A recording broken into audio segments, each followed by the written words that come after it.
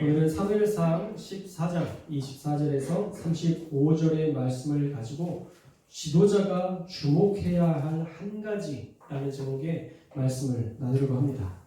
자, 이스라엘은요 블레셋으로부터 사실 이길 수 없는 전쟁에서 큰 승리를 거두게 됩니다.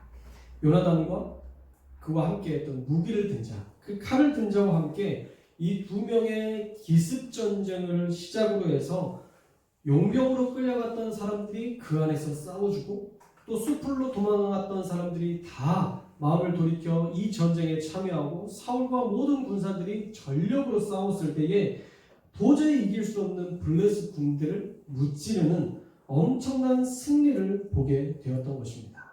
한 사람이 하나님의 그 마음을 가지고 한 사람이 도전했고 한 사람이 그 일을 향해서 온전한 마음을 가지고 하나님을 믿는 믿음으로 나아갔더니 수많은 사람들에게 그 감동이 전해지고 그들이 마침내 승리할 수 있는 길이 열렸다라는 것이죠. 오늘 본문에서는요, 이런 위대한 승리가 있었음에도 불구하고 잘못된 지도력과 판단으로 말미암아 꺼림칙한 승리로 만드는 이 사울의 지도력의 부재를 통해서 우리가 얼마나 하나님을 붙들고 살아야 되는지, 하나님의 마음을 알고 살아야 되는지를 우리가 깨닫는 시간이 되었으면 좋겠습니다. 지도자 한 사람이요, 나라를 살리기도 하지만 지도자 한 사람이 한 나라를 망하게 만들 수도 있는 이런 극명한 대조를 오늘 말씀을 통해서 요나단과 사울의 비교를 통해서 우리에게 보여주고 있어요. 사실 얼마나 많은 블레셋 군대가 있었습니까?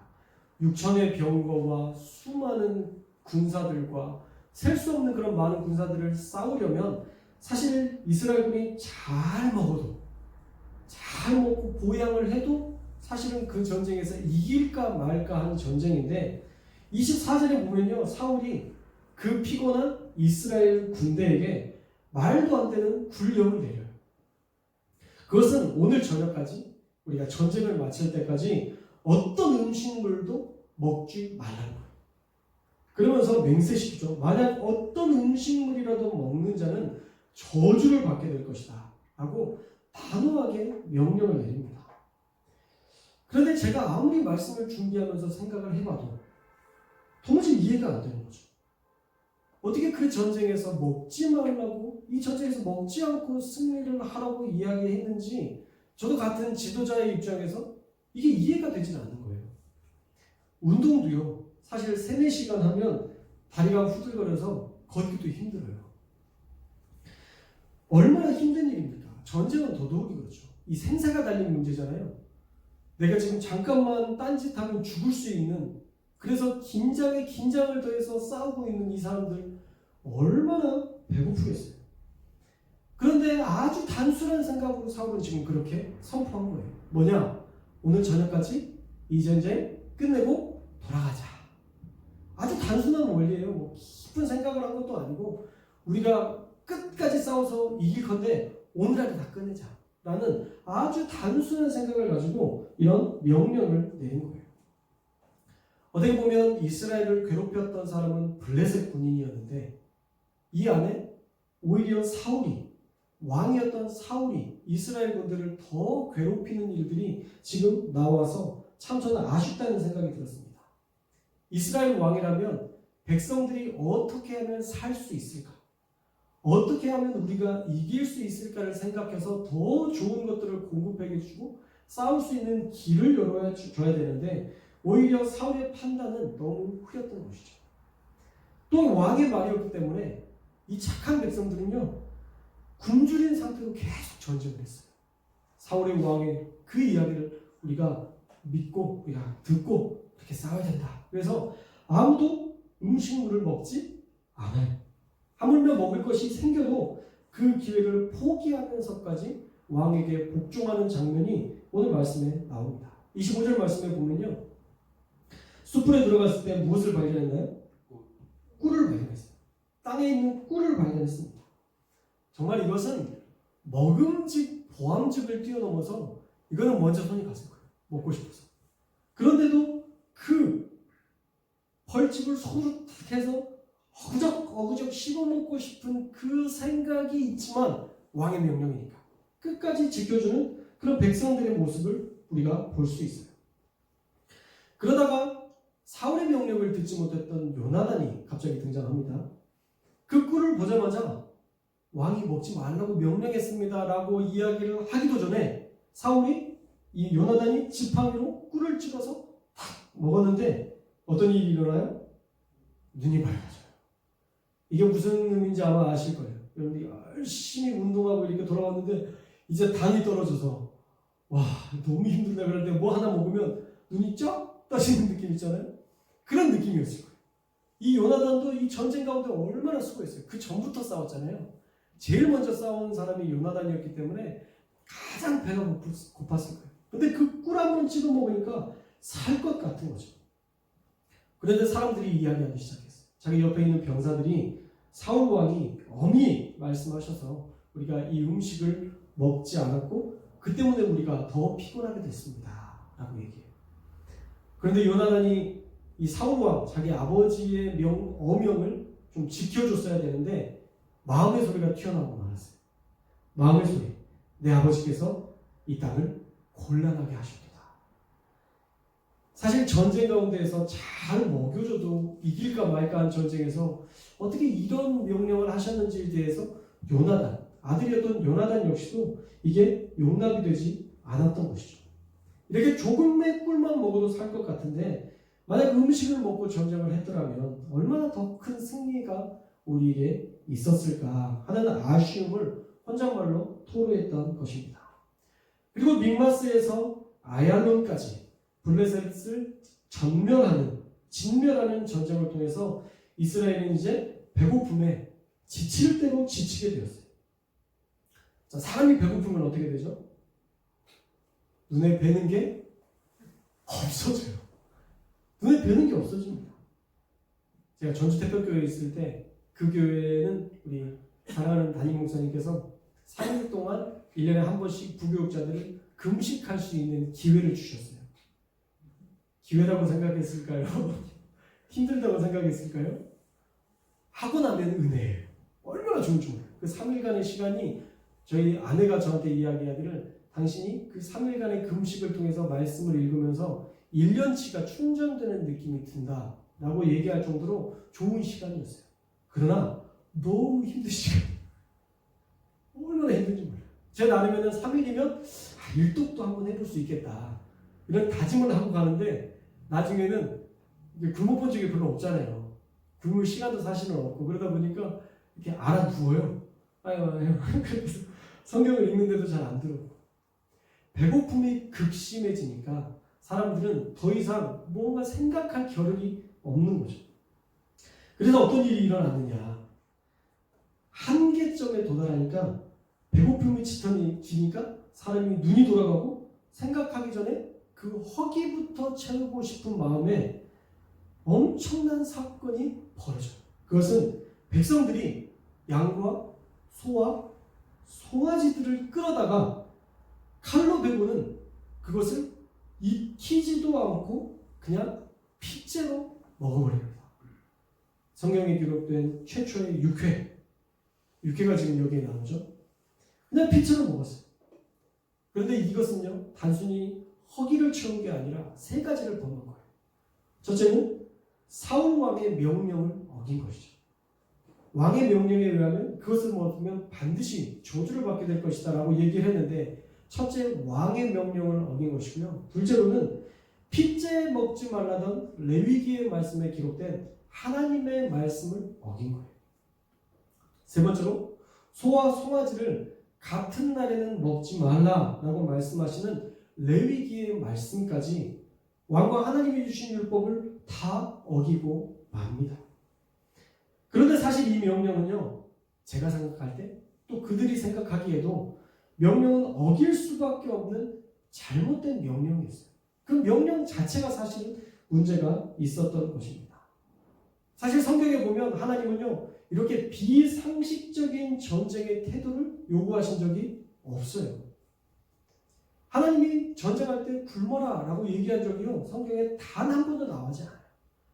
그 전에는 나오죠. 금식하면서 기도하면서 그 전쟁을 위해서 기도해라 라고는 하세요. 근데 금식을 요구하신 그 전쟁에서 보면 대부분 싸우지 않아요.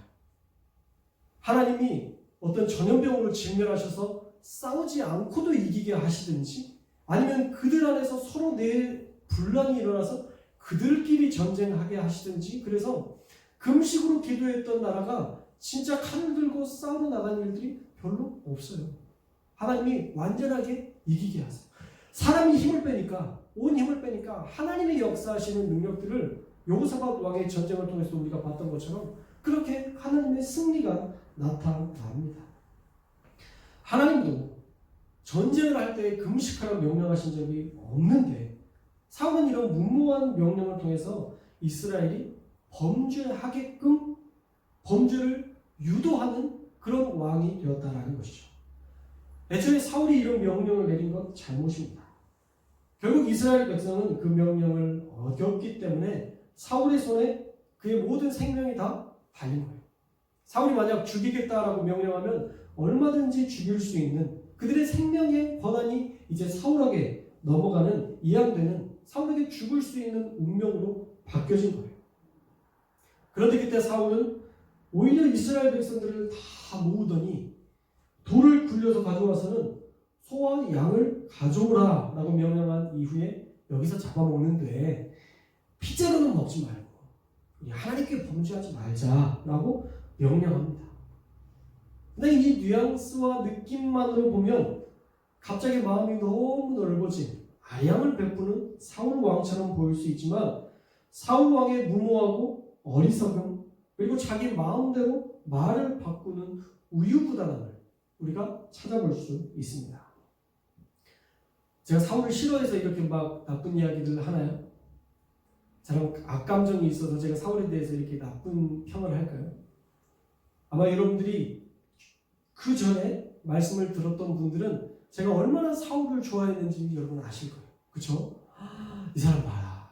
이 사람은 판단력도 좋고, 이 사람은 남을 배려할 줄도 알고, 부모의 말씀에 순종하려고 그 나귀를 찾으고 3일 동안 헤맸던 그런 사람이고, 왕으로 삼으려고 하니까 홀로 숨어서, 나는 왕이 될 자격이 없습니다 그러면서 겸손하게 숨어서 그 하나님의 그 부르심에 두렵고 떨려하는 그런 참 착하고 좋은 사람이다. 제가 얼마나 칭찬인지 몰라요. 왕이 될 것이라는 말에 겸손하게 나아갔다. 보통 사람들 같으면 당신을 우리 이스라엘의 최초의 왕으로 세우겠습니다. 그러면 내가 왕이 될 상인가? 그러면서 자기가 왕이 될 것에 대한 어떤 기쁜 마음, 내가 이 나라의 왕이라는 어떤 기쁜 마음으로 살았겠지만 사울은 그렇지 않았다는 거죠. 사울은 철저하게 겸손하고 철저하게 배려하고 철저하게 하나님 앞에서 신실하게 살았다. 온전하게 살았다. 하나님 앞에 기도함으로 아람 왕을 이기게 했던 이런 많은 역사들이 있었어요. 그런데 겨우 2년 만에 권력의 맛을 봐서 그런지, 아니면 그 2년 동안 이제 자기가 왕권을 가지니까 하나님을 대신할 수 있다고 여겨서 그랬는지 몰라도 이렇게 백성들을 공경에 빠뜨리고 또 자비를 베푸는 척하면서 자기 편을 만들려는 이런 정치적인 행위까지 사울이 정말 변해도 너무 변해버렸습니다. 그 후에 돌을 굴려 제단을 쌓아요.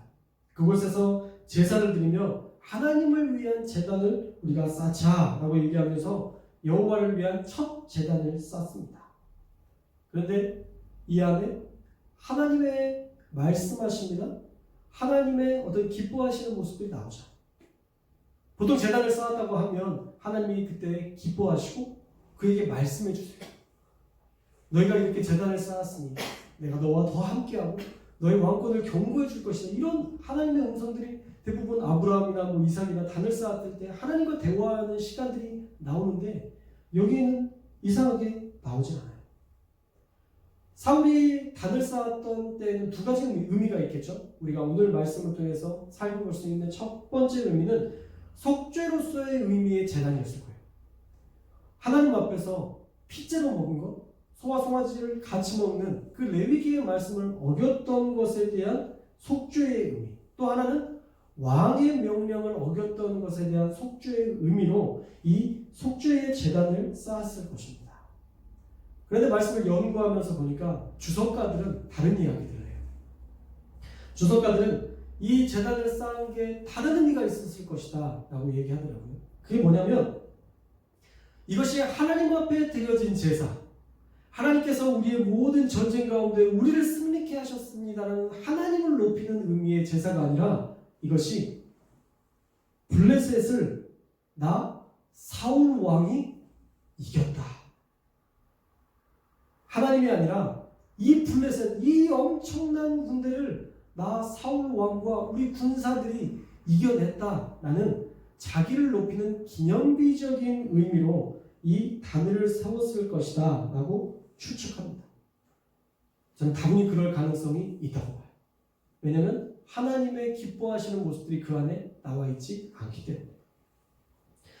놀랍게도 이 여호와를 위한 제단을 쌓았다고 했을 때 하나님의 반응이 전혀 없어요.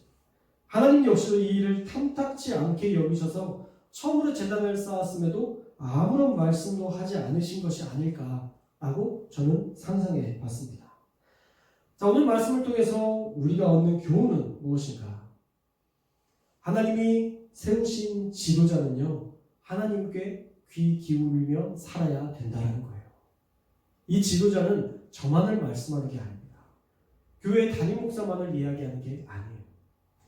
우리 남자분들은 집안의 가장으로서의 지도자 역할을 해야 되고, 어머니는 그 가정의 지혜로움에 대한 것들을 가르쳐주는 그런 지혜자로서의 리더 역할들을 감당해야 될 것입니다. 우리 모든 정치, 경제, 사회문화 모든 분야에 우리가 같이 속해서 살아가는데 모든 공동체 안에서 하나님과 상관없는 것으로 결정하기 시작하면 그 공동체는 점점 무너지는 공동체가 될 수 있다는 거예요. 그래서 하나님께 속한 우리는 어떻게 살아가야 되느냐? 우리가 오직 하나님께 관심을 갖고 하나님이 지금 나에게 말씀하시는 것이 무엇인지, 회개하기를 원하시는 것이 무엇인지, 내 삶에서 주님이 바라시는 꿈이 무엇인지, 그 꿈을 내가 어떻게 순종해야 될지 매 순간 고민하면서 살아야만 우리가 바른 길로 나아갈 수 있다라는 것입니다. 사울의 관심은요, 자기의 왕권이었어요. 그 전에 사무엘 선지자가 이제 당신을 버리겠다라고 얘기했던, 하나님이 버리신다고 말씀하셨다라는 그 말씀 때문에 그는 두려워서 자기의 왕권 강화를 위해서 외부의 적을 만들어서 단단하게 이 나라를 세워보고자 블레셋을 건드렸잖아요. 그런데 그 블레셋을 건드리는 것 때문에 거의 죽게 되는 그런 일들이 나타났다는 거죠. 그러나 요나단의 믿음 때문에 하나님이 그 나라를, 이스라엘 백성을 지켜주신 거예요.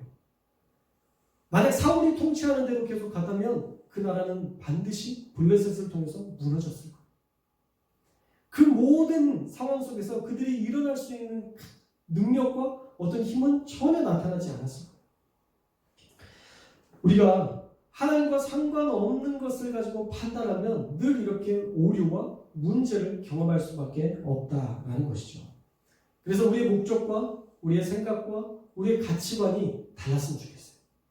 저와 여러분이 살아가는 삶의 어떤 결정이, 살면서 어떤 일에 대한 결정들이 내 이익, 내 욕심, 내가 하고 싶은 것, 이것이 목적이 되어서는 안 되고 하나님이 과연 이것을 기뻐하시냐, 이게 하나님의 말씀에 부합했을 때 이게 정말 부합하는 것이냐, 이것들을 우리가 따져서 하나님의 말씀대로 살아갔다면 사울은 다윗 못지않게 쓰임받는 귀한 존재가 되었을 거예요.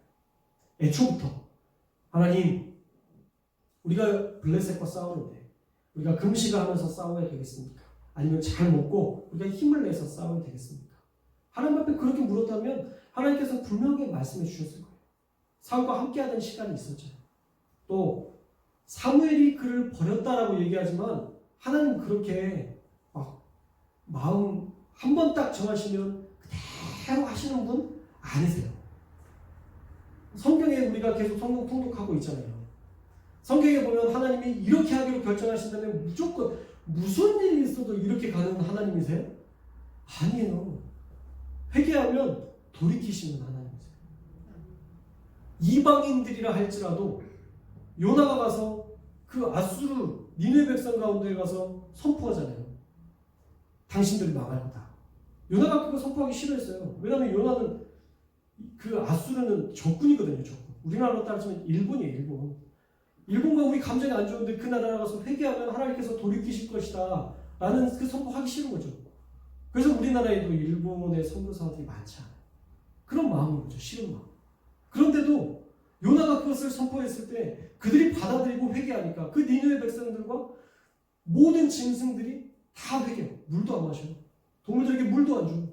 그랬더니 하나님이 그 나라를 회복시키세요. 그 나라를 멸하시지 않으세요. 이방 나라라 할지라도, 하나님을 잘 모르는 나라라 할지라도 그들이 회개하니까 하나님이 그 생각을 돌이켜주세요. 그뿐만이 아니에요. 정말 그렇게 악했던 아합 왕, 악의 최정점이라고 생각했던 그 아합 왕도 하나님 앞에서 마음이 추스러지고 마음이 약해지고 하나님 앞에 기도하는 마음들을 가졌더니 하나님이 그를 불쌍히 긍휼히 여겨주세요.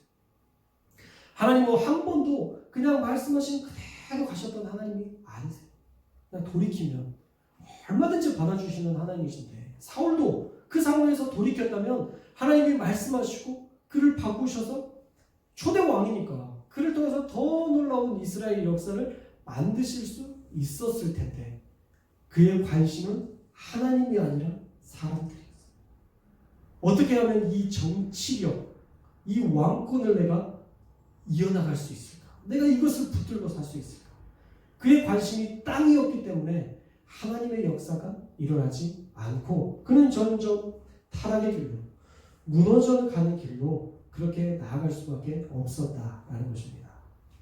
사랑하는 여러분, 우리의 머리로 생각하는 이 땅의 일들, 우리가 이것에 머무르지 않았으면 좋겠어요. 머리로 생각할 때 이렇게 살면 좋겠지? 랜덤이에요. 제가 랜덤이라고 늘 얘기 드렸죠? 이렇게 하면 좋겠지라고 해서 좋을 수도 있고 안 좋을 수도 있어요. 그래서 무당들이 늘 그렇게 얘기하잖아요. 그렇게 하면 좋을 수도 있는데 어쩌면 안 좋을 수도 있어. 좋다는 거예요, 나쁘다는 거예요. 그런 얘기 나도 하겠어요. 정확하게 딱 집어줘서 안 좋다, 좋다 이렇게 얘기하지. 좋을 수도 있고 안 좋을 수도 있어. 애매하잖아요. 하나님 앞에서 우리가 하나님의 음성을 듣고 살아가면 랜덤이 아니라 분명해요. 하나님이 말씀하시는 대로 딱 순종하면 하나님이 그대로 일하세요. 우리가 그 사실을 믿고 나아가기만 하면 되는 모든 것들을 다 예비해 주세요. 그래서 우리가 세상의 일, 땅의 일에 마음 쏟지 않았으면 좋겠어요. 어떤 사람이 나를 좋아하고 싫어하고 이거 별로 그렇게 큰 거 아니에요. 싫어해도 돼요. 싫어할 수도 있죠. 저도 예전에 얘기했잖아요. 군대 갔더니 저를 되게 싫어하는 선임이 생겼는데 제가 군산에 살았다는 그 이유로 그 전에 그렇게 괴롭혔던 선임이 군산 출신이었어요. 근데 하필 그분이 전역하고 제가 2등병으로 들어갔는데 너 어디 살다 왔냐? 예, 군산에서 왔습니다. 표정이 바뀌어요. 눈빛이 바뀌어요. 군산이냐? 그러더니 핍박이 시작됐어요. 미워하는 거? 그냥 그 같은 지역에 산다는 것만으로도 미움받는 거 어려워요. 그러나 거기에 마음 쏟지 않고요. 내가 할 일들을 하면 하나님이 바꿔주세요. 사람들의 마음도 바꿔주시고 마음을 바꾸는 건 하나님이세요.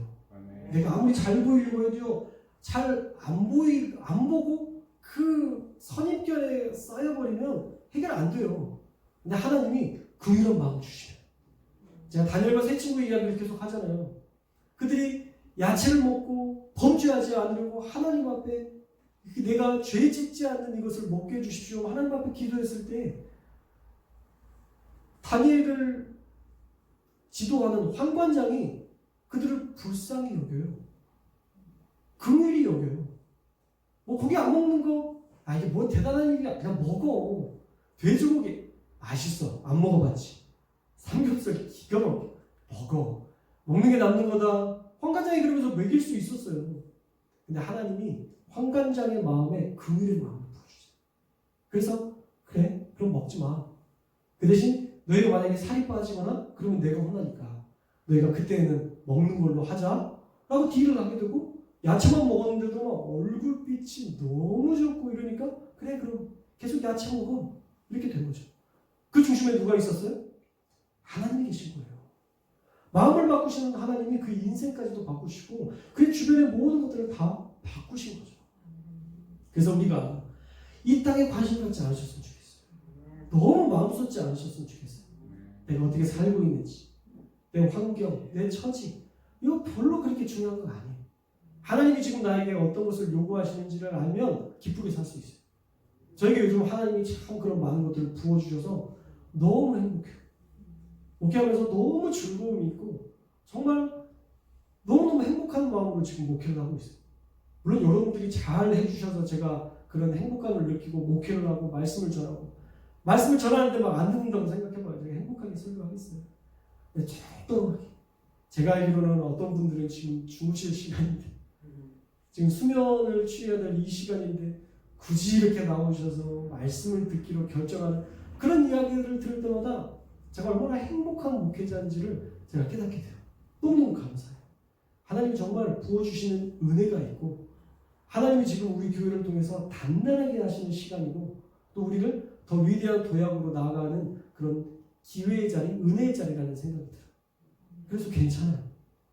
조금 내 눈에 보이기에는 뭔가 부족한 부분들도 있을 것 같고 막 이러지만 이거 전혀 신경 쓰지 않아요.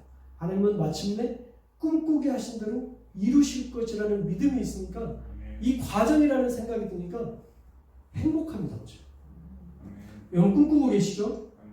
하나님 꿈을 이루어드리는 교회면 먼저 하나님의 꿈이 우리 안에 있어야 돼요. 우리가 그 꿈을 품어야 돼요. 그리고 그 꿈만 품고 있냐? 안 돼요. 꿈만 있으면 뭐예요? 꿈으로만 멈춰 있으면 뭐예요? 하나님의 꿈이 우리를 통해서 이루어지고 하나님의 역사가 나타나요. 그래서 하나님의 꿈을 이루어드리는 그런 교회가 될 수 있기 위해서 우리가 이 땅에 관심 갖는 게 아니라 하나님이 지금 말씀하시는 것이 무엇인지 매 순간 묻고 기도하고 하나님과 동행하는 그런 교회 될 수 있기를 주님의 이름으로 축원합니다.